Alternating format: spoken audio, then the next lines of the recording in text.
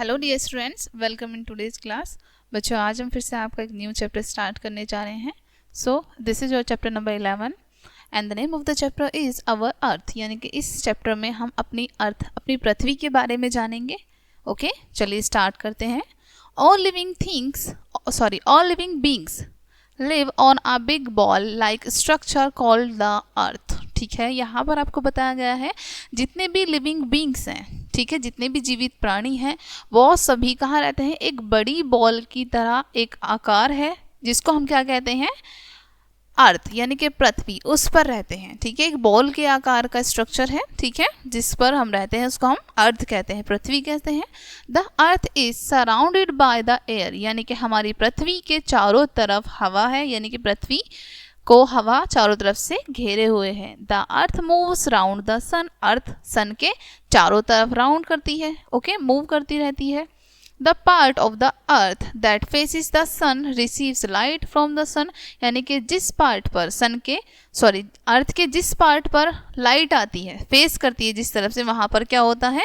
Day होता है। ठीक है, तो यही बताया, it is day time there, वहां पर दिन का समय होता है। Okay, the part of the earth that does not get light from the sun is dark, और जिस पार्ट पर सन के जिस पार्ट पर लाइट रिसीव नहीं होती है वहाँ डार्क होता है, अंधेरा होता है। Okay, it is night time there, और उस जगह पर क्या होता है? वहाँ पर रात होती है। जैसे यहाँ पर सन इधर की साइड हमारी पृथ्वी का फेस है, तो इधर की साइड डे है, ओके, एंड उसके ऑपोजिट साइड नाइट है।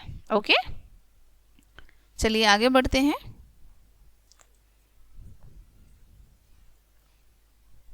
These days and nights are caused by the rotation of the earth on its axis। ये दिन और रात क्यों होते हैं?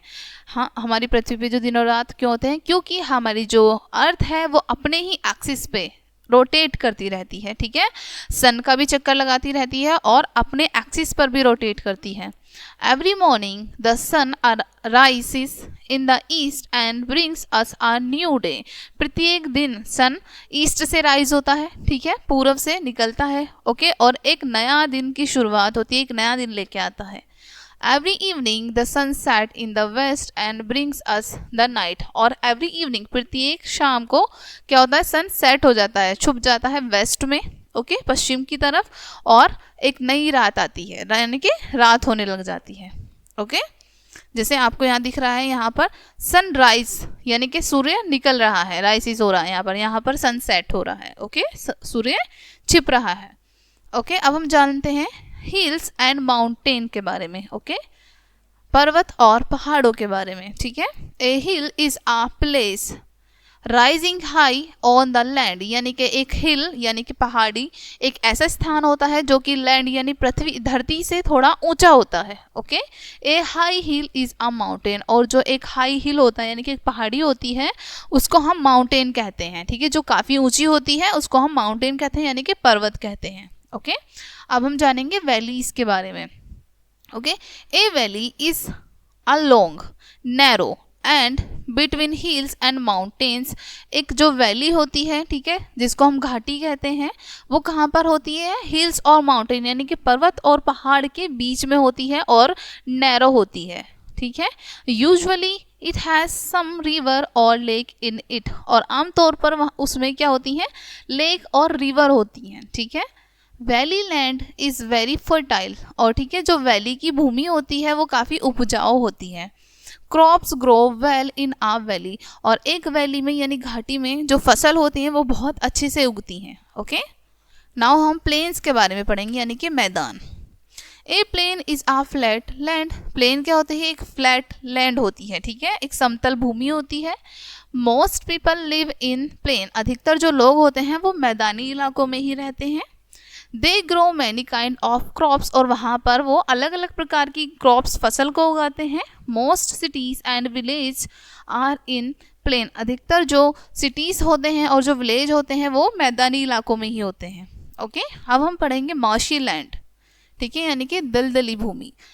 लो and wet land is called marshy land. ठीक है, अब यहाँ पर आपको बताया है जो निचली, ठीक है, नीचे की तरफ होती है, और वेट यानी काफ़ी ज़्यादा गीली रहती है, उसको हम मार्शी लैंड कहते हैं या फिर दलदली भूमि कहते हैं। Okay, it is not suitable for growing crops, यानी कि फसल को उगाने के लिए काफ़ी ज़्यादा अच्छी नहीं होती हैं ये। ओनली ग्रासेस ग्रो देयर, केवल वहाँ पर घास ही उग सकती हैं। ओके, अब हम रीड करते हैं डेजर्ट के बारे में। ओके, रेगिस्तान के बारे में। A desert is dry and sandy land. Desert क्या होता है? शुष्क, एकदम सूखा, ठीक है, ड्राई होता है, और सैंडी रेतीला होता है। Date, palm and cactus grow there, वहाँ पर खजूर, ठीक है, पाम और कैक्टस ग्रो करते हैं। Okay, many people are nomads there, वहाँ के जो लोग होते हैं अधिकतर नोमेड्स होते हैं, ठीक है, यानी कि एक जगह पर वो लंबे समय तक नहीं टिकते। Okay, they live in tents, इसलिए वो क्या करते हैं? टेंट्स में रहते हैं।